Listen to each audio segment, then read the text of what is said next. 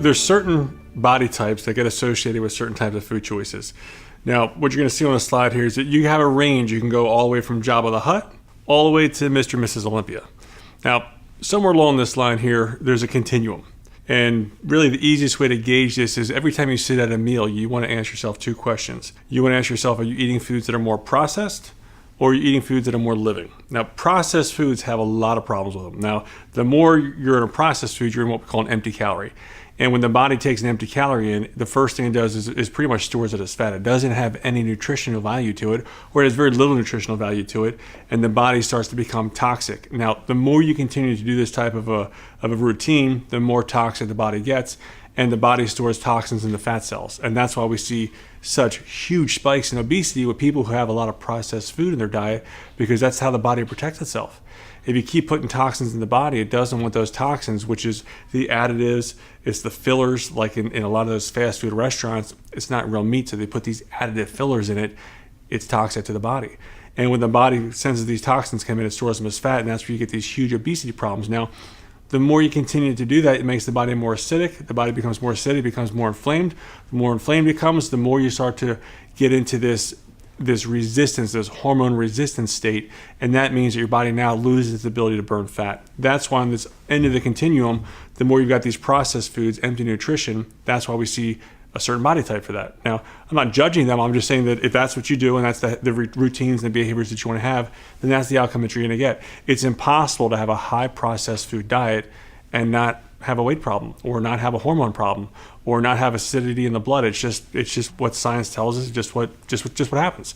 Now, on the other end of the continuum, I'm not saying you need to become Mr. and Mrs. Olympia, but the way they get those lean, tight bodies is that they have a lot of foods that have a lot of nutritional value to them. They do eat a lot of calories. Most of your bodybuilders, or most of your people who are in very good shape, they don't starve themselves.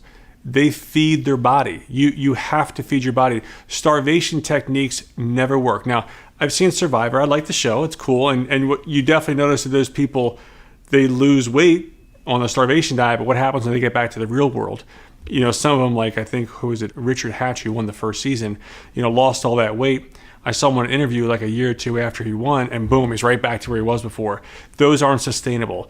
Low-calorie HCG diets, which affect hormones, and the reason why you take the HCG is because it restricts your body's ability to feel the hunger pains.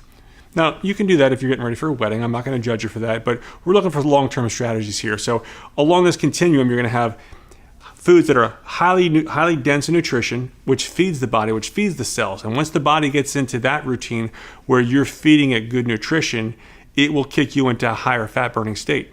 Now, if you're exercising, which you should be with this, minimum 3 times a week for 20 minutes, then your body says, okay, so we need to have more of this fuel and we need to use that fuel. You keep exercising, you keep giving me good fuel, I'm going to make this physique so it functions and performs better. That's the way the body works.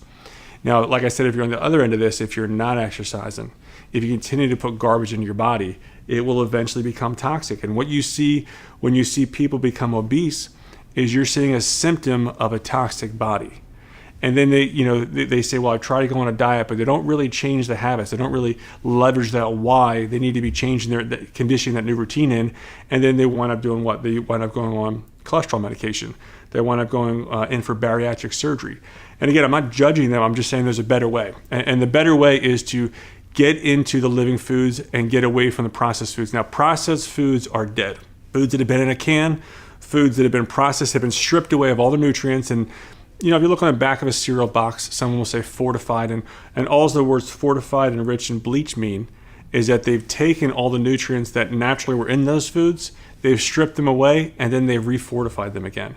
Now, I'm all for science, I'm all for innovation, but we're nowhere near even close to replicating what nature's done. In a tomato itself, there's over 10,000 elements in a tomato. Now, we're light years away from ever reproducing naturally what a tomato has already done for us. So this is why I'm a big proponent of having seasonal foods. This is why I'm a big proponent of eating organic foods, non-genetically modified foods without the pesticides. We don't want any more of those toxins that we have to get into our body. We want to feed it. Now, one more thing about living foods is living foods have an interesting characteristic about them. There's a vibrational frequency to foods, in particular green foods.